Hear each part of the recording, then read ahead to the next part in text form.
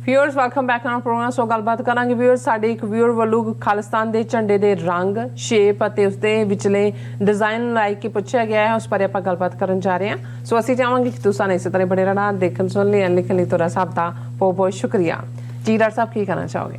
ਦੇਖੋ ਸਾਨੂੰ text message ਆਇਆ, ਹਾਲਾਂਕਿ ਇਸ ਦੇ ਉੱਤੇ ਨਾਂ ਨਹੀਂ ਹੈ ਵੀ ਕਿਹਨਾਂ ਨੇ ਲਿਖਿਆ, ਪਰ ਅਸੀਂ ਫਿਰ ਵੀ ਇਸ ਨੂੰ ਜਿਹੜਾ ਉਹ ਰੈਕਗਨਾਈਜ਼ ਕਰ ਰਹੇ ਹਾਂ ਉਹਨਾਂ ਦੇ ਸਵਾਲ ਨੂੰ।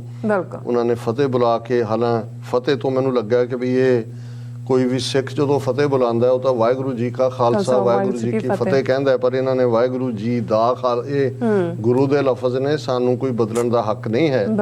ਪਰ ਮੈਂ ਫਿਰ ਵੀ ਉਹਨਾਂ ਨੂੰ ਦੀ ਇਸ ਲਿਖਤ ਨੂੰ ਐਂਟਰਟੇਨ ਕਰ ਰਿਹਾ। ਉਹਨਾਂ ਨੇ ਕਿਹਾ ਜੀ ਮੈਂ ਕੱਲ ਆਪ ਜੀ ਦਾ ਸ਼ੋਅ ਵਾਚ ਕਰ ਰਿਹਾ ਸੀ ਤੇ ਆਪ ਜੀ ਦੇ ਟੇਬਲ ਤੇ ਖਾਲਿਸਤਾਨ ਦਾ ਫਲੈਗ ਦੇਖਿਆ ਤੇ ਜ਼ਿਹਨ ਦੇ ਵਿੱਚ ਇੱਕ ਸਵਾਲ ਆਇਆ ਕਿ ਜਦ ਸਾਡੇ ਸਾਰਿਆਂ ਦਾ ਨਿਸ਼ਾਨਾ ਤਿਰਛਾ, ਸਾਡੇ ਸਾਰਿਆਂ ਦਾ ਨਿਸ਼ਾਨ ਕਹਿਣਾ ਚਾਹੁੰਦੇ ਨੇ, ਤੀਸਰਾ ਇੱਕੋ ਹੀ, ਨਿਸ਼ਾਨਾ ਟੀਚਾ, ਨਿਸ਼ਾਨਾ ਤੇ ਟੀਚਾ ਇੱਕੋ ਹੀ ਹੈ ਤੇ ਸਾਡੇ ਸਾਰਿਆਂ ਦੇ ਖਾਲਿਸਤਾਨ ਦਾ ਫਲੈਗ ਵੀ ਇੱਕੋ ਹੀ ਨਹੀਂ ਹੋਣਾ ਚਾਹੀਦਾ, ਜੋ ਕਿ ਦਲ ਖਾਲਸਾ ਦੇ ਅੰਮ੍ਰਿਤਸਰ ਹੈੱਡ ਆਫਿਸ ਤੇ ਹੈ, ਨਾ ਕਿ ਸਾਡਾ ਕੌਮ ਧਰਮ ਦਾ ਨਿਸ਼ਾਨ ਸਾਹਿਬ। ਇੱਥੇ ਇੱਕ ਗੱਲ ਹੋਰ ਕਿ ਮੈਂ ਕਿਸੇ ਵੀ ਜਥੇਬੰਦੀ ਦਾ ਮੈਂਬਰ ਨਹੀਂ ਹਾਂ ਤੇ ਨਾ ਹੀ ਕਿਸੇ ਦੀ ਸਿਫਾਰਿਸ਼ ਕਰ ਰਿਹਾ ਹਾਂ। ਸੋ ਤੁਸੀਂ ਜਿਹਦੇ ਵੀ ਮੈਂਬਰ ਹੋ ਜਾਂ ਨਹੀਂ ਹੋ, ਭਾਵੇਂ ਤੁਸੀਂ ਫਿਰ ਵੀ ਤੁਸੀਂ ਸਵਾਲ ਨੂੰ ਚੁੱਕਿਆ, ਔਰ ਕਿਉਂਕਿ ਥੱਲੇ ਉਹਨਾਂ ਨੇ ਉਹ ਇਮੇਜ ਵੀ ਦਿੱਤਾ ਜਿਹੜਾ ਦਲ ਖਾਲਸਾ ਦਾ ਨਿਸ਼ਾਨ ਸਾਹਿਬ, ਜਿਹਦੇ 'ਚ ਉੱਪਰ ਕਿਰਪਾਨ, ਢਾਲ ਤੇ ਕਟਾਰ। ਇਹ ਇਨਫੈਕਟ ਜਿਹੜਾ ਨਿਹੰਗ ਸਿੰਘਾਂ ਦਾ ਨਿਹੰਗ ਜਥਿਆਂ ਦਾ ਵੀ ਨਿਸ਼ਾਨ ਸਾਹਿਬ ਹੈ, ਉਹ ਨੀਲੇ ਰੰਗ ਦਾ ਹੁੰਦਾ ਤੇ ਉਸ ਦੇ ਵਿੱਚ ਕਿਰਪਾਨ ਔਰ ਢਾਲ ਤੇ ਛੋਟੀ ਕਟਾਰ ਜਿਹਨੂੰ ਕਿਹਾ ਜਾਂਦਾ ਉਹ ਹੁੰਦੀ ਹੈ। ਔਰ ਇਹ ਜਿਹੜਾ ਜ਼ਾਹਰ ਹੈ ਵੀ ਤਿਕੋਣਾ ਨਹੀਂ ਹੈ, ਰੈਕਟੈਂਗੂਲਰ ਹੈ, ਔਰ ਇਸ ਦੇ ਵਿੱਚ ਜਿਹੜਾ ਸਿਰਫ ਲਫ਼ਜ਼ ਖਾਲਿਸਤਾਨ ਲਿਖਿਆ ਹੋਇਆ ਹੈ, ਬਾਕੀ ਦੋ ਤਲਵਾਰਾਂ ਜਿਹੜੀਆਂ ਨੇ, ਵਿਚਕਾਰ ਚੱਕਰ ਔਰ ਖੰਡਾ ਜਿਹੜਾ ਕਿ ਸਾਡੇ ਨਿਸ਼ਾਨ ਸਾਹਿਬ ਤੇ ਹੁੰਦਾ।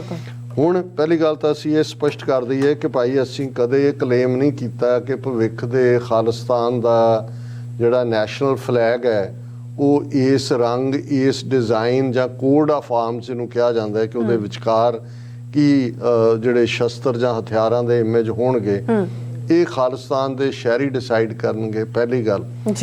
ਦੂਸਰਾ, ਇਹ ਵੀ ਇੱਕ ਡਿਬੇਟ ਜਿਹੜੀ ਹਮੇਸ਼ਾ ਹੁੰਦੀ ਹੈ ਜਾਂ ਹੋਏਗੀ ਵੀ, ਜਿੱਥੇ ਜਦੋਂ ਤੱਕ ਅਸੀਂ ਨਿਸ਼ਾਨ ਸਾਹਿਬ ਦੀ ਗੱਲ ਕਰਦੇ ਹਾਂ, ਨਿਸ਼ਾਨ ਸਾਹਿਬ ਸਾਡਾ ਸਿੱਖ ਇਤਿਹਾਸ, ਫਲਸਫਾ, ਟ੍ਰੈਡੀਸ਼ਨ ਔਰ ਫਾਈਨਲੀ ਸਿੱਖ ਰਹਿਤ ਮਰਿਆਦਾ ਦੇ ਮੁਤਾਬਕ ਡਿਸਾਈਡਡ ਹੈ, ਔਰ ਉਸ ਦੇ ਵਿੱਚ ਬਿਲਕੁਲ ਸਪਸ਼ਟ ਹੈ ਕਿ ਇਹ ਬਸੰਤੀ ਜਾਂ ਸੁਰਮਈ ਰੰਗ ਦਾ ਹੋ ਸਕਦਾ ਹੈ।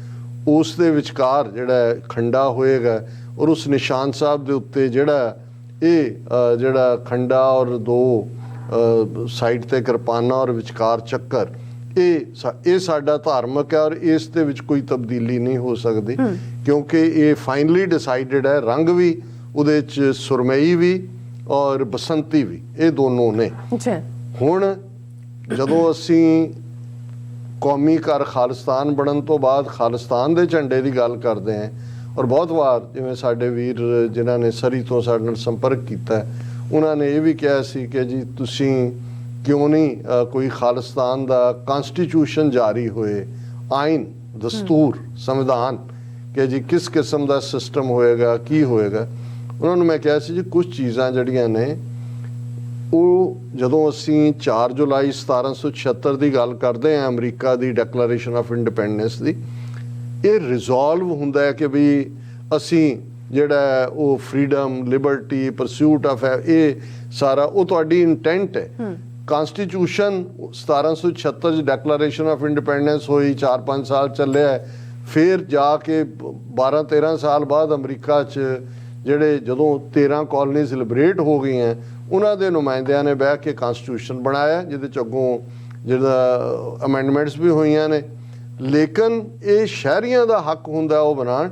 ਹਾਂ, ਡੈਕਲੇਰੇਸ਼ਨ ਆਫ ਇੰਡੀਪੈਂਡੈਂਸ ਰਿਜ਼ੋਲਵ ਸੀ ਕਿ ਵੀ ਅਸੀਂ ਇਹਨਾਂ ਦੇ ਥੱਲੇ ਨਹੀਂ ਰਹਿਣਾ ਔਰ ਅਸੀਂ ਕਿਉਂ ਆਜ਼ਾਦ ਹੋਣਾ ਚਾਹੁੰਦੇ ਹਾਂ, ਮੈਂ ਕਿਹਾ ਜੀ ਇਸੇ ਤਰ੍ਹਾਂ ਸਾਡਾ 29 ਅਪ੍ਰੈਲ 1986 ਦਾ ਖਾਲਿਸਤਾਨ ਦਾ ਐਲਾਨਨਾਮਾ ਬਿਲਕੁਲ ਡੈਕਲੇਰੇਸ਼ਨ ਆਫ ਇੰਡੀਪੈਂਡੈਂਸ ਉਹ ਰਿਜ਼ੋਲਵ ਹੈ ਜੀ ਉਸ ਦੇ ਵਿੱਚ ਬੀਜ ਮਾਤਰ ਸਮਾਜਕ ਆਰਥਿਕ ਐਜੂਕੇਸ਼ਨਲ ਧਾਰਮਿਕ ਢਾਂਚਾ ਕੀ ਹੋਏਗਾ ਉਹਦੇ ਬੀਜ ਮੌਜੂਦ ਨੇ।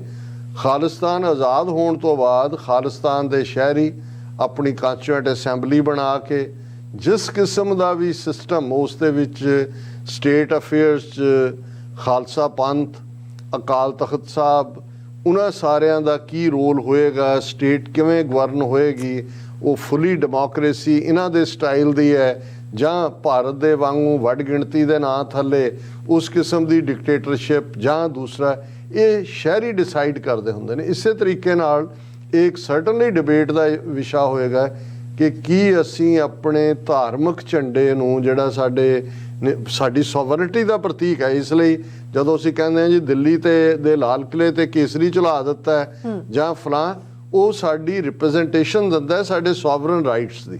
ਲੇਕਿਨ ਜੇ ਤੁਸੀਂ ਮਹਾਰਾਜਾ ਰਣਜੀਤ ਸਿੰਘ ਦੇ ਪੀਰੀਅਡ ਦੇ ਵਿੱਚ ਵੀ ਸਰਕਾਰੇ ਖਾਲਸਾ ਦੇ ਝੰਡੇ ਤੋਂ ਇਲਾਵਾ ਦੇਖਦੇ ਹੋ ਫਿਰ ਬਹੁਤ ਸਾਰੀਆਂ ਜਿਹੜੀਆਂ ਅੱਡ-ਅੱਡ ਰੈਜੀਮੈਂਟਸ ਜਾਂ ਦੂਸਰੀਆਂ ਦੇ ਉਹਨਾਂ ਦੇ ਆਪਣੇ ਝੰਡੇ ਵੀ ਸੀ। ਸੋ ਇਹ ਡਿਬੇਟ ਮੈਂ ਸਮਝਦਾ ਵੀ ਇਸ ਪੀਰੀਅਡ 'ਚ ਕੋਈ ਵੀ ਇਸ ਕਿਸਮ ਦੀ ਇੱਕ ਅੱਧਾ ਉੱਥੇ ਬੈਠਾ ਇੱਦਾਂ ਦਾ ਵੀ ਬੁੱਧੂ ਜੀਵੀ ਹੈ ਜਿਹਨੂੰ ਖਾਲਿਸਤਾਨ ਦੀ ਸਪੈਲਿੰਗ ਦੇ ਨਾਲ ਹੀ ਪ੍ਰੋਬਲਮ ਹੁੰਦੀ ਆ, ਉਹ ਕਹਿੰਦਾ ਜੀ ਨਹੀਂ ਖਾਲਸਾ ਸਥਾਨ ਕਰੋ, ਇਸ ਨੂੰ ਜਦੋਂ ਅਸੀਂ ਖਾਲਿਸਤਾਨ ਕਹਿੰਦੇ ਆ ਇਹ ਤਾਂ ਫਿਰ ਦੂਜਾ ਮਤਲਬ। ਇਹ ਇਹਨਾਂ ਦਾ ਕੋਈ ਇੱਕ ਰਿਜ਼ੋਲਵ ਹਰ ਇੱਕ ਦਾ ਹੋਣਾ ਚਾਹੀਦਾ, ਜਿਹੜੇ ਵੀ ਜੋ ਵੀ ਤੁਹਾਡਾ ਨਾਂ ਹੈ ਕਿ ਭਾਈ ਇਹ ਨਿਸ਼ਾਨ ਤੁਸੀਂ ਬਣਾ ਲਿਓ ਜਦੋਂ ਜਿਸ ਕਿਸਮ ਦਾ ਵੀ ਪੰਥ ਜਾਂ ਉਦੋਂ ਜਿਹੜੀ ਹੈ ਕੌਮ ਡਿਸਾਈਡ ਕਰੇਗੀ ਖਾਲਿਸਤਾਨ ਦੇ ਸ਼ਹਿਰੀ।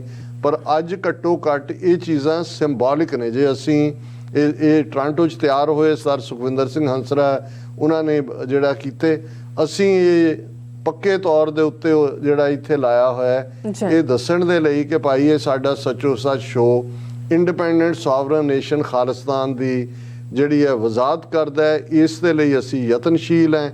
ਕਿਸੇ ਨੂੰ ਪਸੰਦ ਹੈ ਉਹ ਝੰਡਾ ਦੇਖ ਕੇ ਆ ਜਾਏ ਦੇਖਣ, ਕਿਸੇ ਨੂੰ ਨਹੀਂ ਹੈ ਉਹ ਨਾ ਆਏ, ਪਰ ਅਸੀਂ ਕਦੇ ਕਲੇਮ ਨਹੀਂ ਕੀਤਾ ਕਿ ਜੀ ਇਹ ਖਾਲਿਸਤਾਨ ਦਾ ਆਫੀਸ਼ੀਅਲ ਝੰਡਾ ਹੈ। ਇਹ ਸਾਡੀ ਕੌਮ ਸਾਡੀਆਂ ਰਵਾਇਤਾਂ ਦੇ ਮੁਤਾਬਕ ਔਰ ਜੋ ਵੀ ਭਵਿੱਖ ਦੇ ਵਿੱਚ ਖਾਲਿਸਤਾਨ ਦੇ ਸ਼ਹਿਰੀ ਡਿਸਾਈਡ ਕਰਨਗੇ ਇਹ ਉਹਨਾਂ ਦੀ ਚੋਇਸ ਹੋਏਗੀ ਕਿ ਉਹਨਾਂ ਨੇ ਟ੍ਰਾਇੰਗੂਲਰ ਰੱਖਣਾ ਹੈ, ਟ੍ਰਾਇੰਗਲ 'ਚ ਰੱਖਣਾ ਹੈ, ਰੈਕਟੈਂਗੂਲਰ ਰੱਖਣਾ ਹੈ।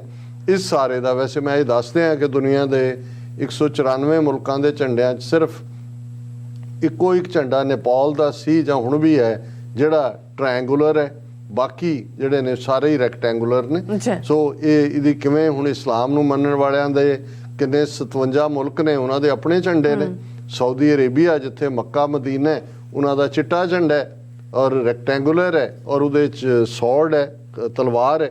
ਸੋ ਇਹ ਨਹੀਂ ਹੁਣ ਉਹਦੇ 'ਚ ਕੋਈ ਇਸਲਾਮ ਵਾਲੇ ਡਿਬੇਟ ਕਰਨਗੇ ਜੀ ਇਹ ਤਾਂ ਸਾਊਦੀ ਅਰੇਬੀਆ ਇਸਲਾਮਿਕ ਲਾਅ ਸ਼ਰੀਅਤ, ਇਹ ਬਾਅਦ ਦੇ ਵਿੱਚ ਜਿਹੜੇ ਨੇ ਉਹ ਸ਼ਹਿਰੀ ਡਿਸਾਈਡ ਕਰਨਗੇ ਕਿ ਭਾਈ ਉਹਨਾਂ ਨੇ ਕਿਵੇਂ ਇਹ ਸਾਰੇ ਨੂੰ ਕਰਨਾ। ਜੀ ਡਾਕਟਰ ਸਾਹਿਬ ਤੁਹਾਡਾ ਬਹੁਤ ਬਹੁਤ ਸ਼ੁਕਰੀਆ, ਤੁਸੀਂ ਆਪਣੇ ਵਿਚਾਰ ਸਾਡੇ ਦਰਸ਼ਕਾਂ ਨਾਲ ਸਾਂਝੇ ਕੀਤੇ ਨੇ। ਸੋ ਇਸ ਨਾਲ ਆਪਣੇ ਵਿਊਅਰਸ ਕੋਲ ਨੇ ਇਜਾਜ਼ਤ। ਵਿਊਅਰਸ ਸਾਡੇ ਪ੍ਰੋਗਰਾਮ ਦਾ ਸਮਾਂ ਇੱਥੇ ਸਮਾਪਤ ਹੁੰਦਾ। ਤੁਸੀਂ ਆਪਣੀ ਰਾਏ ਤੇ ਸੁਝਾਅ ਸਾਨੂੰ ਭੇਜਣਾ ਭੁੱਲਣਾ ਸਾਡੇ ਇਸ ਪਤੇ ਤੇ sos@tv84.tv ਤੇ ਅਸੀਂ ਆਪਣਾ ਪ੍ਰੋਗਰਾਮ ਲੈ ਕੇ ਫਿਰ ਦੁਬਾਰਾ ਤੁਹਾਡੇ ਸਾਹਮਣੇ ਹੋਵਾਂਗੇ। ਤਦ ਤੱਕ ਲਈ ਮੈਨੂੰ ਤੇ ਆਪਣਾ ਸੁਣਾ ਗਿਆ ਦੋ ਦੀ ਰੁਚੀ TV84 ਬੁਲਾ ਦਿਓ ਫਤਿਹ।